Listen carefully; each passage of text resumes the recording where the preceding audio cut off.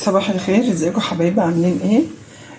النهارده هعمل معاكم فطار خفيف كده. والله محتاره الواحد قام كده عايز يفطر حاجه، واحنا النهارده اجازه، النهارده السبت عندي اجازه، فقلت اعمل كده معاكم ايه، فطار خفيف كده. معايا هنا 3 بيضات. هحط عليهم من 3 ل4 معالق دقيق كده، شبيهه بالعجه بس هنعملها قرص على النار يعني. اهو كده. هنعمل ايه؟ هنحط حبه ملح اهو كده كفايه قوي. هنحط برضو فلفل اهوت. معايا هنا عود بتاعت حبايه هيل او حبهان اهي. هفرك بس اللي جواها، انا فاتحاها اهو بالمقص. هفرك اللي جواها، بيبقى ريحتها حلو يعني. اللي جواها ده الحبوب دي بتبقى ريحتها حلوه كده، بتدي طعم في الاكل. هحط ايه كمان؟ قرن شطه صغير من اللي هو الناشف ده، حتى انا اسماه كده. زعتر مع حبه سمسم وحبه كركم، وخلاص كده كفايه قوي. هنضرب ده كله يا جماعه بالمضرب كده، وهرجع لكم تاني. هضيع بس الدقيق.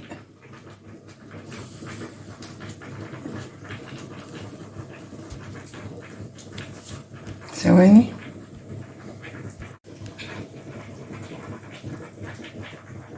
وانا بخلط كده الخليط بتاع البيض والدقيق كده، افتكرت ان عندي حته فلفله كده صغيره وعود بقدونس وشبت. هفرمهم واحطهم عليه، برضه هيديلها طعم كده للفطاير بتاعتي.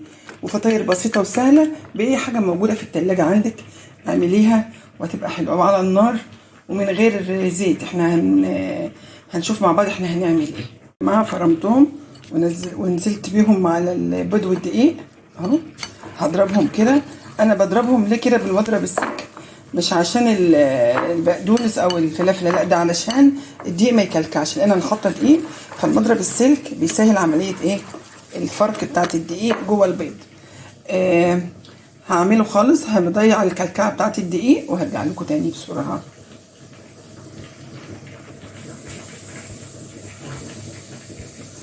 تليفون مش عارفه فيه ايه، عايز. رحنا بقى على المقلايه، حطينا فيها، بصوا ما يجيش معلقه، يا دوبك بس ايه دهنا المقلايه كده، وحطيناها على النار تسخن علشان لما الفطاير انزلها ما تاخدش وقت. الخليط بتاعنا اهو.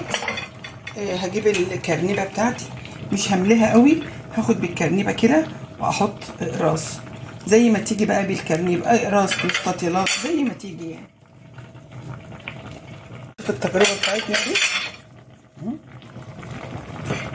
مش هملاها قوي ولازم اعمل كده علشان ما تسقطش اهو. بسم الله.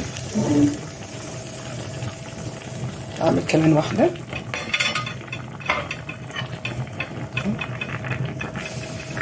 بسم الله.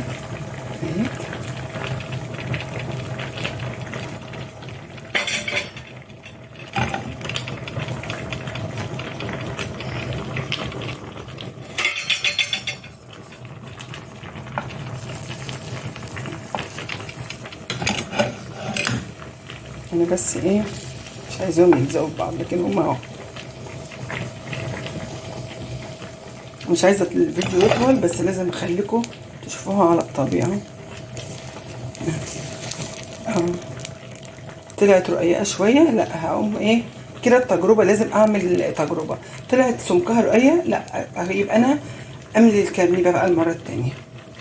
ما هو لازم برضو يا جماعه ما نعملش من اول مره يعني، التجربه حلوه برضو.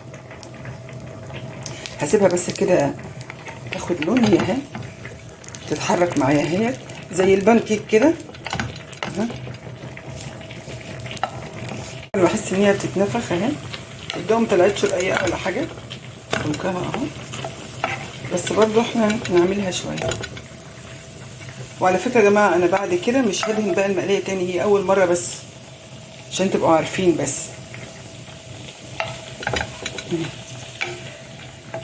التقليه خلصت، بس برضه هسيبها شويه عشان الحروف بتاعتها.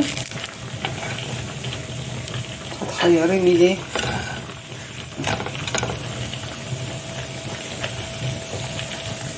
وبكده حبايبي الفطار بتاعنا خلص اهو. بذمتكم في احلى من كده؟ عملنا بيض. انا بحب البيض يبقى طري كده بريشتي يعني زي ما بيقولوا كده. والفطير بتاعنا اهو، الفطاير اهيت اللي بالبيض اهي، شوفوا جميله ازاي. عايزين تاكلوها كده، تاكلوا الطبق ده كده حلو، عايزين تكملوا تاكلوه بعيش برضو حلو. انا بفضل الفطار ده، جميل وتغيير. يعني اللي موجود في البيت اعمليه، موجود فول كولي فول، موجود جبنه، بس طبعا لازم اي فطار او عشاء ما بيخلش من الجبنه. انا بحب الجبنه قوي، وهي طبعا بتفتح النفس يعني. مش هكتفي بس بالفطاير اللي انا عملتها، هو تغيير ان انا عملت الفطاير دي عشان ما يبقاش كل يوم مثلا الفطار روتيني. فانا بغير، بنعطي شكل حلو للاكل، بيفتح النفس كده، طعم ومذاق حلو. يعني تغيير عن كل يوم في الفطار او في العشاء. يلا حبايبي، اسيبكم واقول لكم مع السلامه، واشوفكم في فيديو جديد. ويا رب يكون النهارده الفكره دي عجبتكم، واتمنى ان اللي ما اشتركش يشترك بقى. خلوا القناه تكبر شويه يا جماعه. مع السلامه، السلام عليكم ورحمه الله وبركاته.